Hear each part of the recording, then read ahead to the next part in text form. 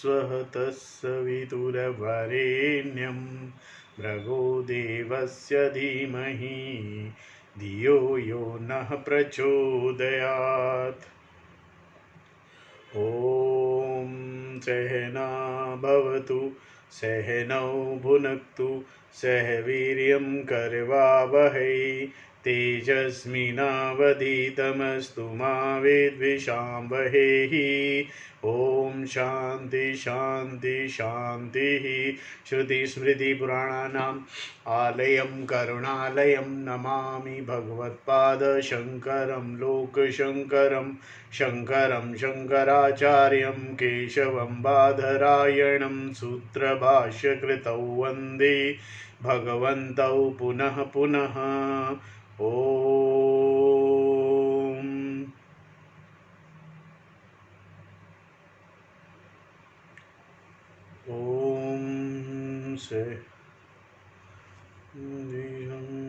त्वमेव माता च पिता त्वमेव त्वमेव बन्धुश्च सखा त्वमेव विद्या द्रविणं त्वमेव सर्वं मम देव देव।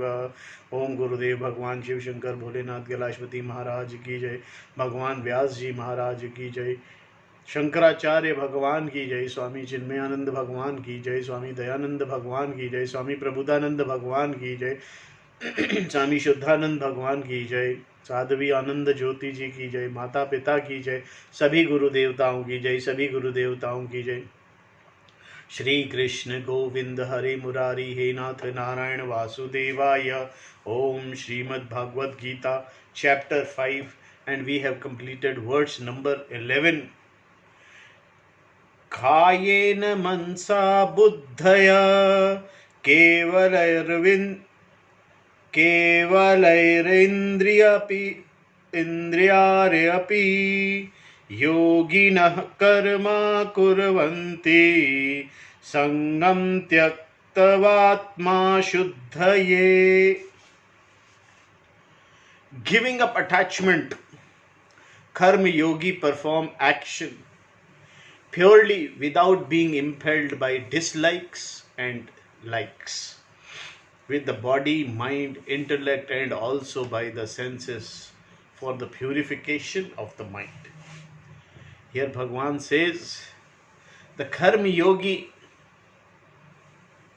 keeps on performing action,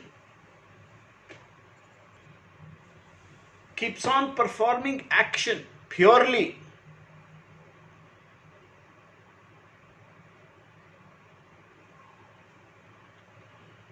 without getting attached to likes and dislikes, without getting attached to ragas and dveshas. He uses his body, his mind, his intellect, and also the senses, and he do all the karmas, the required actions. He does them as karma yoga for the purification of mind. Somewhere in his mind, his thinking is that he is not interested in the karam phalas. He is interested in moksha. He does his actions, his duties without any attachment. He keeps on doing all his businesses. He keeps on looking after his grahastha, looking after his body. He does everything, but as karma yoga, without attaching to the karma phalas, because he is a mumukshu. Mumukshu is a person who wants moksha, who is in search for moksha. So he keeps on performing actions.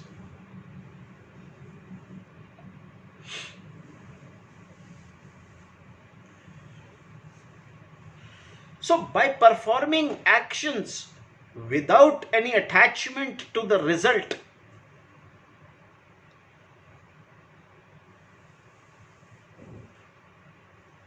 The result they get is antakaran shuddhi.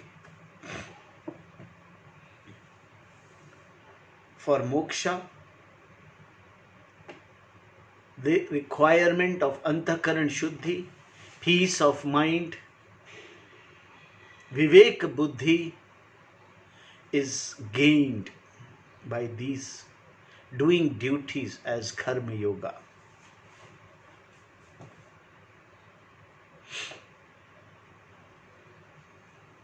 They do not perform actions for their pleasures and security as avivekis do.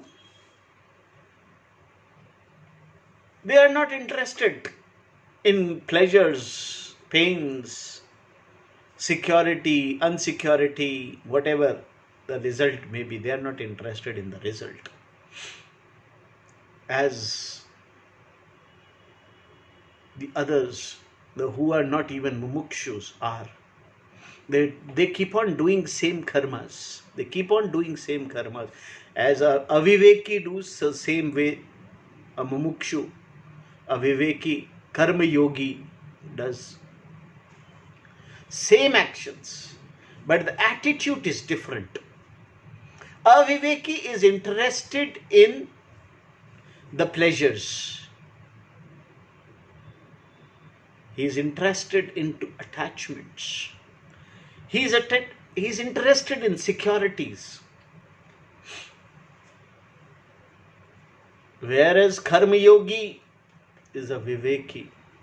He is not interested in any pleasure, security, or any kind of ragas.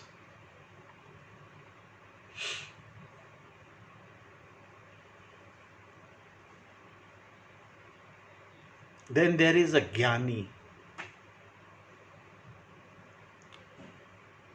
Jnani keeps on doing things.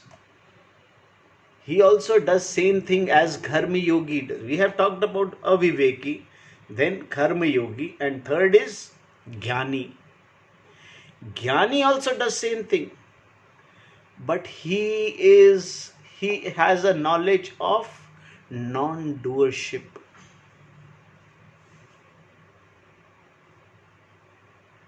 The Jnani does not have the notion of doership. The Jnani knows that the self is not the doer, that he as Atma is not the doer. He as Atma, Paramatma, when oneness between Atma and Paramatma is understood, he does same actions. But he doesn't own the doership. That is Jnani. When doership is also renounced, when doership is understood that he is non-doer, then कर्म फल तो आता ही नहीं है, कर्म फल की तो बात ही नहीं खड़ी होती. जब ज्ञानी समझ जाता है, ज्ञानी को पता होता है कि वो करता नहीं है, he is not the doer. He knows that self is not the doer. All that is happening when action takes place is that the sense organs are engaged. He knows it is only the sense organs which are engaged. Ears are hearing, eyes are seeing, hand is doing its job. Whatever is to be done, his hand is doing. Nose is smelling. But as a self, he is a non-doer. He is not doing anything. Sense organs are engaged in their respective fields.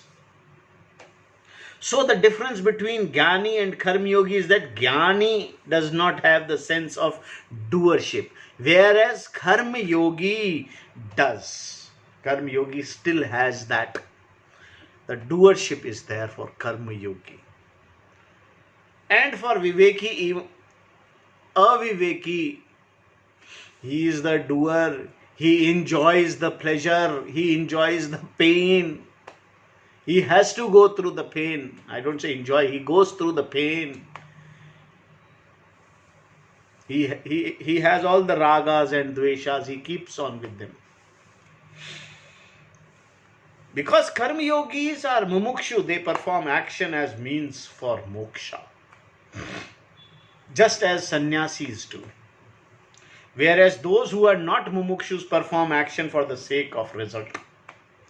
Karma yoga is primarily for purifying the mind so that self-knowledge,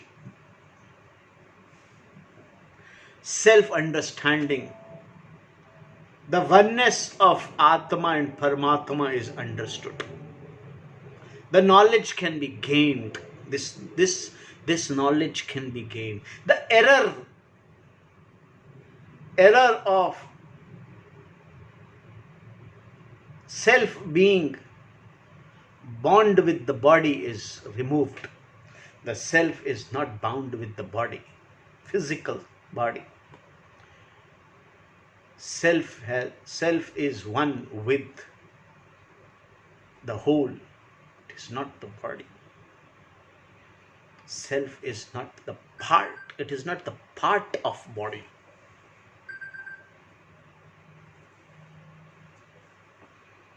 Self is whole, one with the whole. It is like wave is not part of the ocean. Wave is one with the ocean.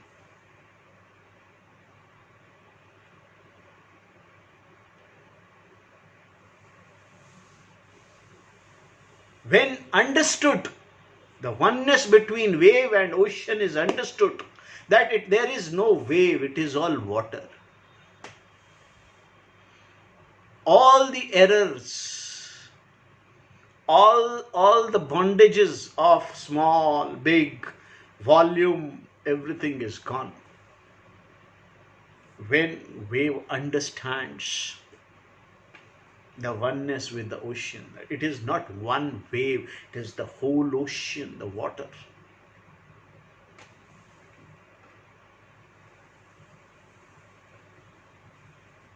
Karma yogis perform actions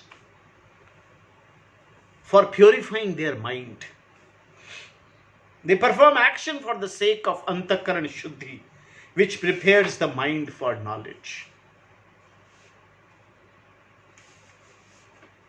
And there is no other way.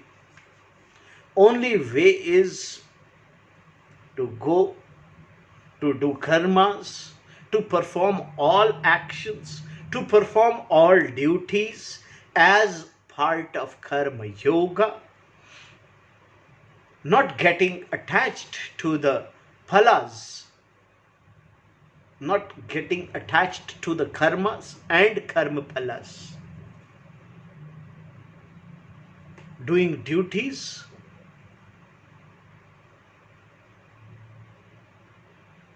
as an offering to the Lord,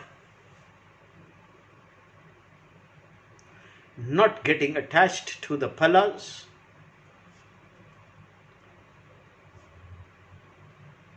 is karma yoga. Karma yoga results in antakaran shuddhi. Antakaran shuddhi results in knowledge. When peace of mind is there, only then knowledge can be attained. If you are involved in ragas and dveshas, knowledge cannot be attained.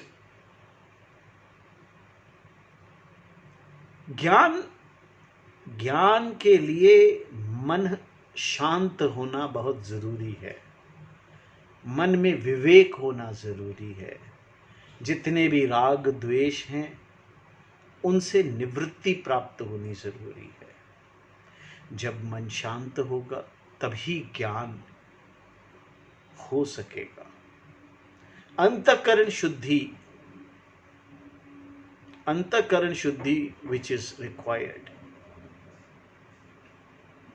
Purified mind. Bhagavan says the mind should be absolutely pure.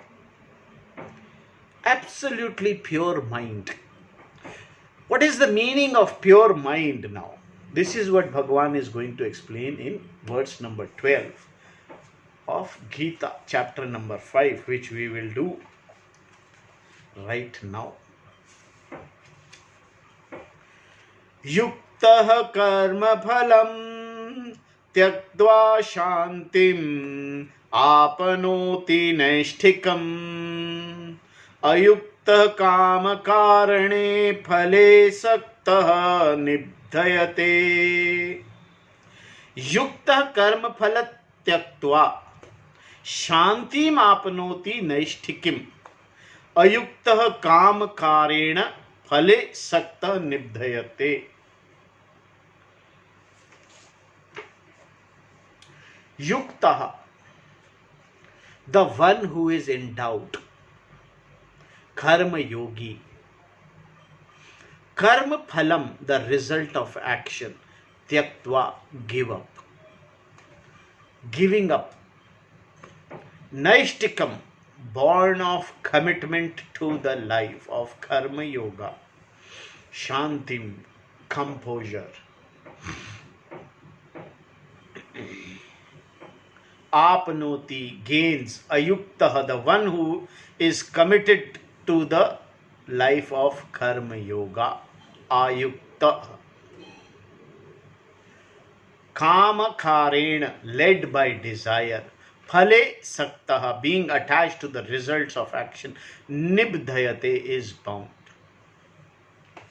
The one who is endowed with karma yoga, giving up the results of action, gains a composure born of commitment to a life of karma yoga. Whereas the one who is not committed to the life of karma yoga, led by desires, is bound, being attached to the result of action.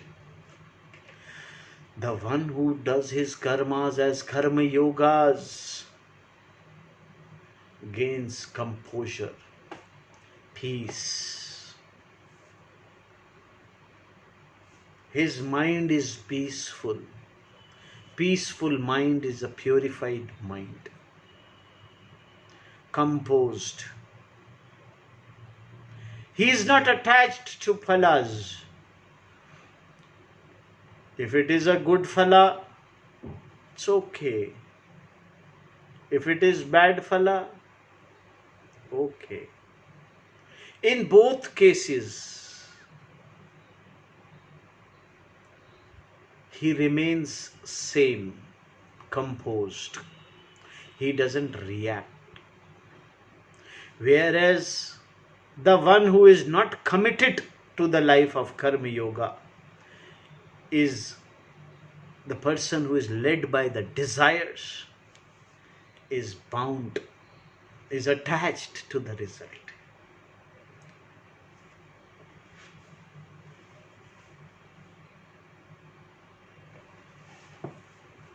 In this verse, Lord Krishna explains the meaning of purification of mind.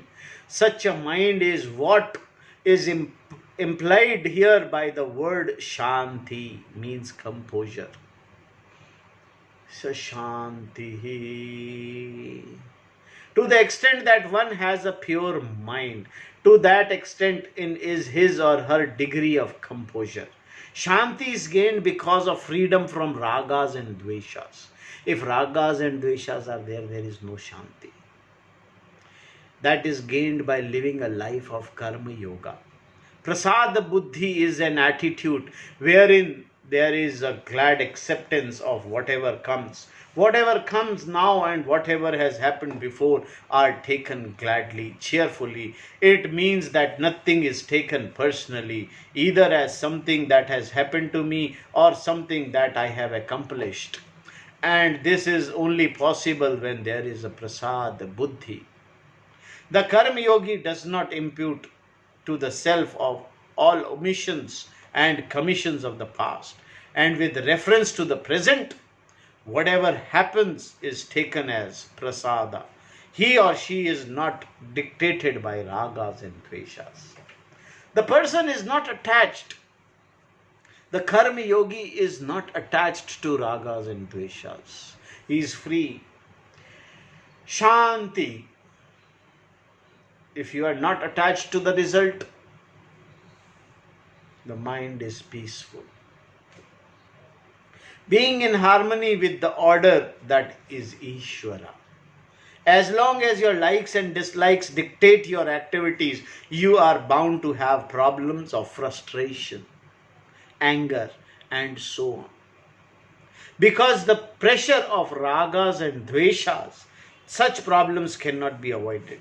Whereas if you have Ishvara Arpana Buddhi, devotion to the Lord or the awareness of the Lord as dharma, you are in harmony with the Lord, which is why there is always a sense of relief when you do something that is right. There is a satisfaction because you are not rubbing against the law. You know what is right and it is done. You find you are in harmony. There is no conflict. The absence of conflict is Shanti. On the other hand, if you go against dharma in order to fulfill your ragas and dveshas, Ashanti, conflict will result. If you keep on fulfilling your ragas, dveshas, Ashanti, conflict will result. The yukta referred to in this verse is the karma yogi who performs action in accordance with the dharma. Dharma of Ishvara or dharma that is Ishvara. We saw how if dharma is taken as Ishvara's mandate, there is a master-servant relationship, wherein you become the servant of the Lord is the master. You just do what you have to do, what is expected of you, given the situation in which you are placed. In this way, there is conformity to the natural order, Ishvara's order, which gives you Shanti. If you look upon dharma as Ishvara, which is how dharma is presented in the Gita, you become a contributor. As an individual, you are endowed with the means of action like hands and legs. And with these you participate. You are not mere witness. You are an active participant in the creation, which itself is Ishvara's order. In keeping with the order, there is huge offering, yajna, going on, and you contribute to it through active participation. This active participation is nothing but doing what is to be done by you just when it is to be done. If something is to be done by you right now, and you do it for Ishvara and not just for fulfilling your ragas and dveshas.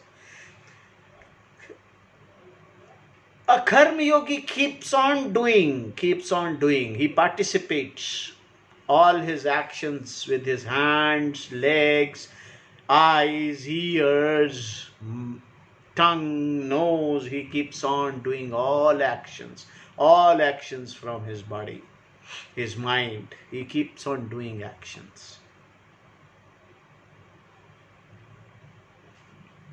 But he doesn't do it for fulfilling his ragas and dveshas. Therefore, he enjoys an attitude that gives him composure, Shanti. You give up the result of your action in the sense that there is no reaction on your part, whatever be the result. You simply accept the karma phala as a prasada. Whatever the karma phala be, if it is prasada, you accept it. Since action is not done for fulfillment of raga dvesha, there is no attachment to the action and their results. The karma yogi does not desire that a given thing should happen or that some other thing should not happen. The person does not impose this kind of pressure on himself or herself. This pressure is something that you can happily be without, since it is always possible that what you wish should happen may not happen. and what you do not want to happen can certainly happen. The only way to deal with such happenings is to have the attitude that whatever happens is acceptable. Otherwise, you will always have to cope up with sense of failures, because to use the vernacular, you do not call all the shots. Since you do not call all the shots, you had better accept things as they are and do what you can do. This is the attitude of Karma Yogi, who says, I perform actions for Ishvara. And with this attitude, Buddhaya, having given up the result of action, the person gains composure. Shantim apanoti. This is what is meant by Antakaran Shuddhi, purification of the mind. Antakaran Shuddhi is nothing but Shanti, an inner leisure, because there is a glad acceptance of what is. If you do not accept your past, for example, who is going to suffer? Whether anyone else accept your past, you need to accept it, because you are the one who suffers. If you do not, of course, there may be people who do not accept your past, for whom there is no forgiveness for the wrongdoings of others. At least you accept it. The glad acceptance of the past, whatever it is, brings about Shanti. This is great acceptance. Very difficult. Karma Yoga is not a technique. There is no technique involved in gaining this Shanti. If it were born of a technique, it would not last long, because techniques wear out. Either the technique becomes monotonous, or it becomes inadequate in itself to significantly change the person. Techniques can be useful, but they cannot change the person. The restless person continues to be restless, and angry person continues to be angry. Just as technique will give you the kind of Shanti being discussed in this verse, so too situation cannot give it to you. It is because the situation itself changes, or it eventually becomes monotonous. In either case, Shanti is lost. For instance, when you go to a beautiful beach, you become happy. A state of mind that is called Shanti. That is also a Shanti. When you are happy, it is Shanti. But this happiness depends entirely upon the situation. How long will you be able to enjoy the sand and so on, unless, of course, you are a beach bum. Even a beach bum cannot be happy. That happy when there is no surf. What happens here is similar to the principle of diminishing utility in economics of Adam Smith. Remember? Diminishing utilities. When you are hungry, food is very valuable. But when you are not hungry, it is no more valuable. But when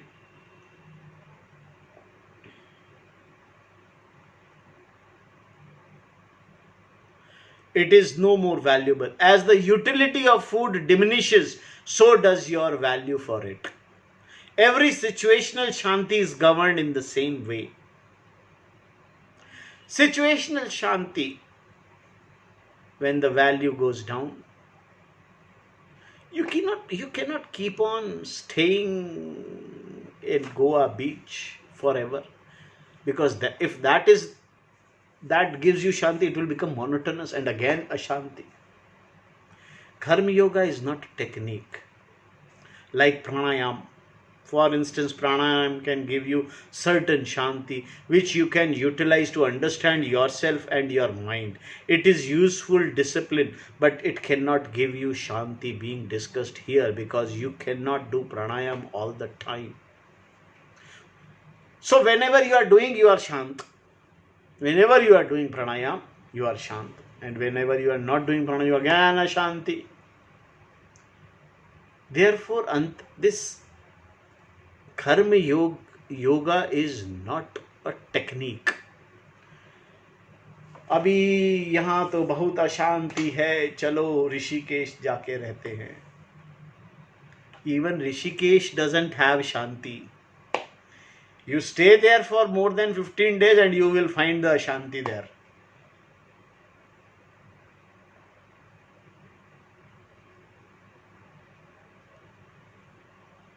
Shanti is in right here.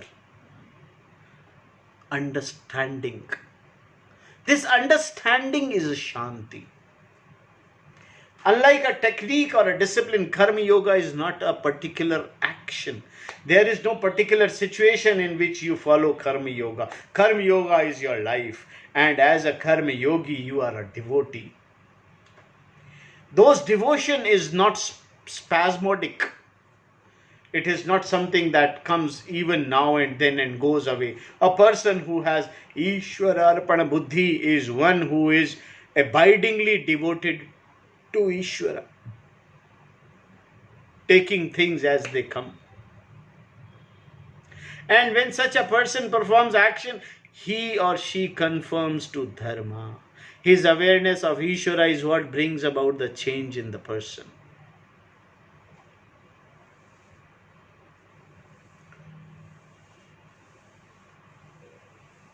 Karma Yoga is not a technique. This is to be understood. Karma Yoga is a practice. It comes through practice. It is not a technique. It is a discipline. It is not even a discipline.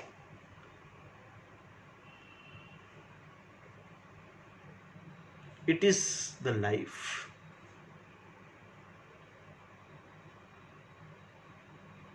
It is devotion.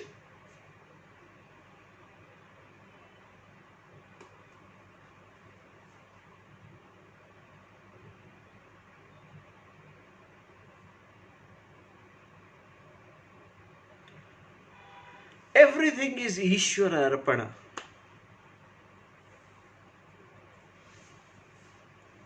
Relative Shanti and Swarupa Shanti. Naishtikam Shanti, a composure born of Nishtha, a commitment, can be understood either as a relative composure or absolute composure, depending upon interpretation of the word Nishtha. Nishtha can be Yoga Nishtha, commitment to the life of Karma Yoga, or it can be Jnana Nishtha, obedience in knowledge. The Shanti born of Yoga Nishtha will be relative Shanti, wherein there is a degree of composure that helps you gain the knowledge because of purity of Antakarana, characterized by a relative degree of Shanti. The person gains Jnana Nishtha as a result, of which the person gains absolute Shanti, Para Shanti. So there is an order here. Yoga Nishtha Shanti is followed by Jnana Nishtha Shanti. Bhagwan Shankaracharya ji explains this order in his commentary of the verse. First, there is Shanti gained by Antakaran Shuddhi or Sattva Shuddhi. Sattva being another word for Antakaran. Sattva, the mind. When one has Sattva Shuddhi, as a result of which self-knowledge is gained, there is Atma Jnana Prapti. Atma Jnana Prapti. When knowledge is gained, there is Sarva Karma Sannyasa, renunciation of karmas. Atma being free from the sense of doership, the person knows, I perform no action. This renunciation of action by knowledge is in fact Jnana Nishtha. And the one who has this knowledge of the mind of the Atma has Swarupa Shanti. There being two nishtas, both are pointed out here as basis for Shanti. The Shanti born of knowledge and Shanti born of Karma Yoga. One is relative Shanti and the other is Swarupa Shanti, is absolute Shanti, Parash Shanti. Just as there is a relative Ananda, happiness, and Ananda, and the Ananda that is the very nature of Atma. The Swarupa Ananda. Swarupa Ananda is your nature. That is, you are free from limitations. You are fullness itself. You are the fullness. You are the whole. And relative Ananda is experimental happiness, dependent upon disposition of the mind. Antakaran Shuddhi results in relative Shanti. Whereas Jnana, knowledge, gives you the Swarupa Shanti, the Shanti that is your nature. Antakaran Shuddhi, the Shanti gained by Antakaran Shuddhi is relative. Until you understand, until you gain the knowledge completely, until you understand that you are free from limitations, you are full, your fullness in itself, you are the whole, you are one with the Paramatma.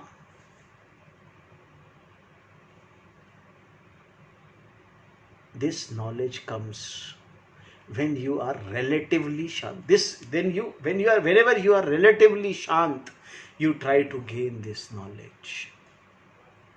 And when you gain this knowledge, when you understand this, then there is Swarupa Shanti. Because you understand your nature is Shanti. The very nature of yours is Shanti. Ananda, happiness. Shanti can be understood as happiness. Ananda, Swarupa. Between gaining the relative Shanti that comes from the life of Karma Yoga and gaining Shanti that is the Swarupa of oneself, stages mentioned in the verse number 7 of this chapter have already occurred. Vishuddha Atma, Vijat Atma, and so on. It was also said that the wise man has Sarva Bhuta Atma Bhutatma, the one who knows the self as the self in all being. This knowledge has to take place to convert the relative Shanti to the Swarupa Shanti. To understand. And this understanding takes place when peace of mind is there. Relatively you are Shant. One who is endowed with the Karma Yoga remains bound. The one who is not endowed with the Karma Yoga remains always bound. The second half of this verse is an example of how the Gita sometimes states the positive followed by the negatives. In order to emphasize the positive, the first line reveals that what happens when a person is committed to the life of Karma Yoga.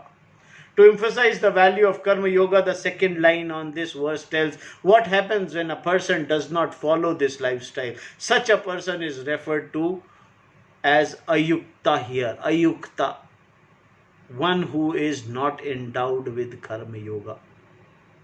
Ayukta performs karma as dictated by Raga Dvesha, rather than for the sake of Ishvara.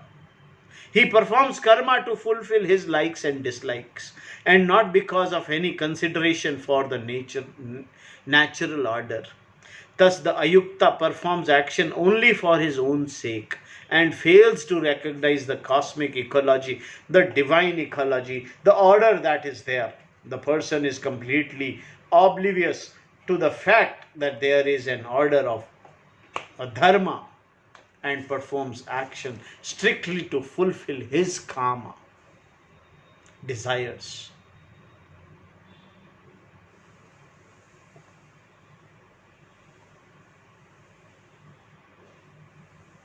Great. Because the commitment to karma, That is raga, dvesha. The person is committed to the karma phalas, result of action, rather than to dharma, that is Ishvara. We have two opposing situations: actions performed for one's own sake to fulfill one's raga, dveshas, and actions performed for loka, sangrama, artham, samagrartham, for the sake of world, for the sake of Ishvara. When a person is dictated by raga, dvesha, consideration for right and wrong is set aside. He doesn't look at what is right and wrong. The ayukta remains bound. Nibhadyate to karma and karma phala. Nibhadyate to punya and papa, and therefore to the cycle of birth and death. Even in this life, let alone the future lives, the person is bound by sukha and dukkha, being tossed from one to other all the time as a barometer of mood goes up and down. Today the person is up and tomorrow he is down. Deflation and inflation are always there because the ego is so huge, so obese, that it inflates and deflates constantly. Therefore Krishna says to Arjuna here, may you become a karma yogi. Once you become a karma yogi, you will gain the shanti that will lead you to jnana nishtha. Then in verse number 13, Bhagavan explains the jnana nishtha.